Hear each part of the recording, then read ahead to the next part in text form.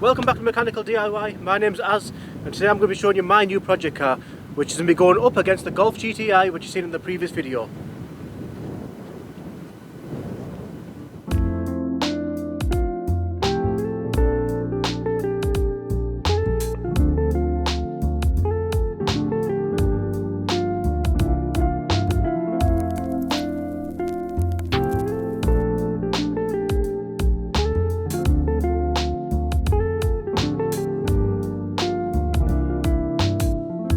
So this is a Nissan 300ZX. It's a 3-litre V6. It's a twin turbo with a 5-speed manual gearbox. It's a UK spec, so it comes with all the headlight washers, and it looks the part. So this model comes with the upgraded brakes, which is a 4-pot piston calipers, which aren't really the best at the moment, but we are working on them. We've got a rebuild kit to do that. On the rear, it's got 2-pot piston calipers, which is still really good. And we have done a few little modifications to the car. I must mention that the car does have 4-wheel steering. It's rear-wheel drive. We've done a straight-through exhaust system on here, which is straight piped all the way through. We've got the nice quad tips on there. So there's no back boxes on this, is it? There's no back box, it's straight-through system on it.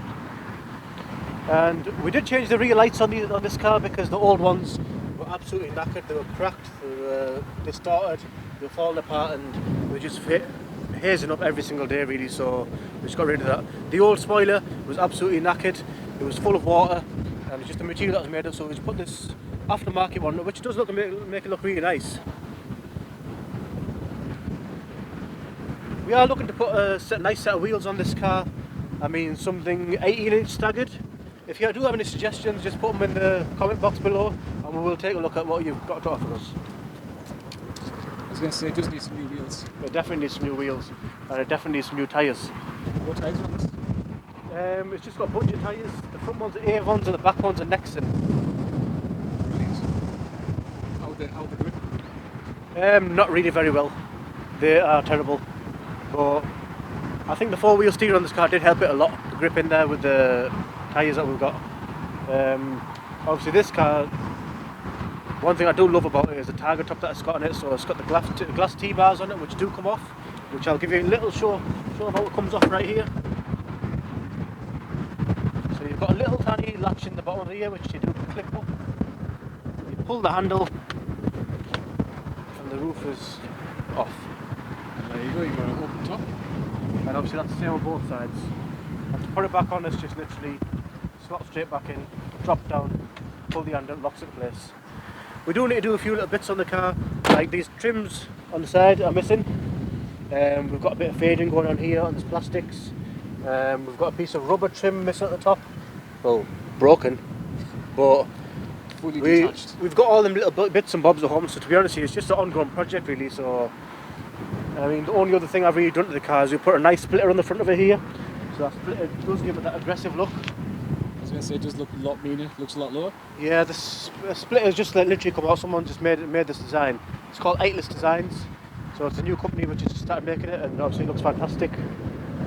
And apart from that, if you do have any suggestions for any colour which we can go on the calipers, do drop me in the comment box below, along with the colour wheels do you think we should go on the car, because all your suggestions are welcome. So aside from that, is there any like power modes, any other things you've done to it? We haven't nothing yet really, to be honest. It's only maintenance really. So we did a timing belt kit. We changed all the belts on it, the drive belt, the power steering belt, the air conditioning belt. We've changed spark plugs, we've done the oil, we've done the filters, we've done the fuel pump, fuel filter, and that was it really. That's all we've done. We've ordered a set of discs, we've ordered a set of pads for it. Obviously I mentioned earlier we've got a full brake rebuild kit which will be upcoming, which we've got booked in really with one of my friends, and he will be doing that for us because he's just amazing at what he does. Leave it to the experts. Yeah, doing right. And we did change these on the side as well. Look at them indicators. Change the clear ones, they were orange. Come on, take a look inside the car. It does look really clean. Is it fully original? Yeah, it's fully original. Only thing we've got aftermarket is, I think it's just the CD player really, that's it. Everything else is original, including the mats. classic Japanese bath mat style. I love it. Yeah, nice and comfy. Right, so as we've seen around the car looks amazing, but I'm dying to hear what this sounds like. Can we start it up? Of course we can, but you better block your ears because this is ridiculously loud. Warning to headphone users.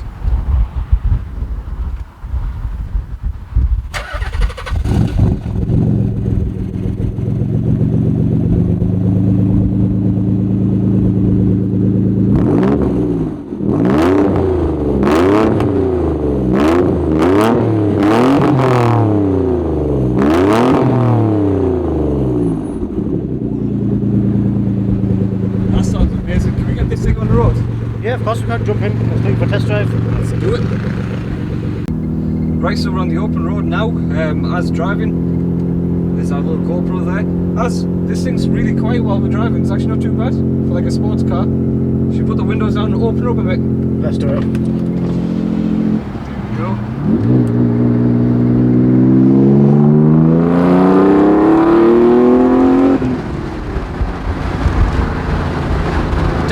That sounds good. The thing really just pulls you back in your seat. It's like a little rocket, isn't it? It's like actually like a rocket. You can actually, being an old Japanese car, you can feel like the turbo lag, but then you feel the build up, but when they're full spool, it just pins you back in your seat. You hear all them pops as well now. Yeah. Let's see if we can get them on camera.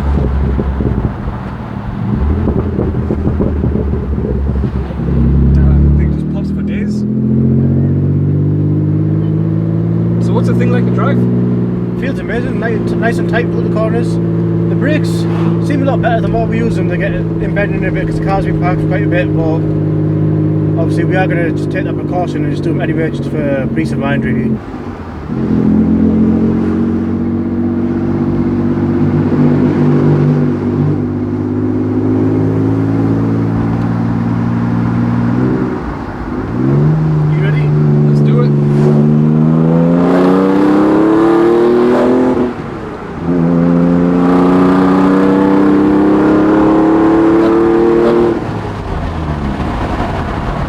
So loud. I think we need some back boxes on it.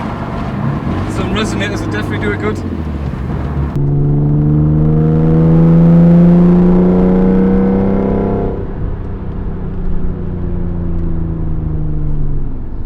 Right, so as we know, this car is pretty fast.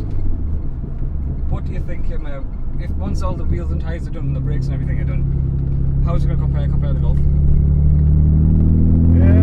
Well, the Golf is a smaller car, obviously, like I said before, but this has just got obviously that bigger engine. It's got two turbos on it. It's got the four-wheel steering, and it's just an overall sports car, really. So we know, like in a straight line, this would leave it. But what about once that's been modified? Like, say that's been like stage 1 or whatever else. Like, so not high powers, but just reasonable. Say it's about if that starts running about 270 to 290 horsepower, then what would happen? With the traction control and the brakes, it'll be hard to tell, to be honest here. So obviously you've got the ABS in that one, and you've got the traction control, so it will be a close call. But I think with the tyres, once the tyres and the brakes are done on this, then we will find out. Obviously, we don't know till we're getting put on. We've not owned one of these twin turbo 300ZXs before. So it's going to be close. It's going to be very close. And for the viewers watching at home, we are definitely looking at race these two against each other on the racetrack. But I think while this is getting like the bits and bobs that needs doing, we're going to be taking the Golf on the track by itself just to give it a quick shakedown, see what it's like. And then once this is up and running, like to the standard you want it to, we can get this on there as well, can't we? Yeah, of course we can. Obviously, we don't want to. We could take it as it is now, but safety is obviously key. The last thing we want to do really is, it doesn't matter how much a good driver you are, if your brakes fail or if your tyres are absolute rubbish, you're going to have a crash or something bad's going to happen. And it's an accident waiting to happen really, and we don't want that really, because it's a lovely car, and last thing we want is to come home crying basically. We will take the Golf on there. You never know, we might get something else. We might take something else on there with it. We don't know yet, but we're definitely going to take the Golf on there. And once this is ready, we'll be taking them both on there and taking them against some pitches and see what it's like really. But we are definitely hoping for a dry day if we take this car on there. No, definitely.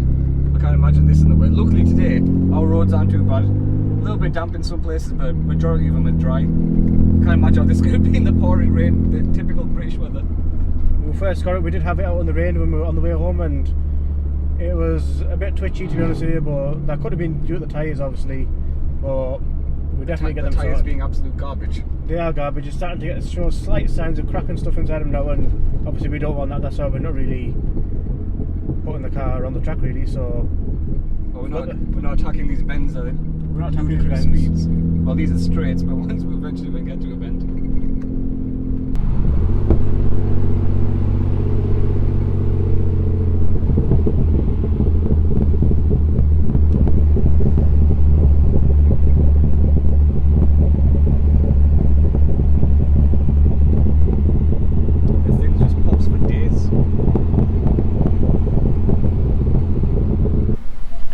Unfortunately guys, that's all we've got time for today. It was just a quick video really to show you my project car, which will be going up against the Golf GTI, which you see in the previous video.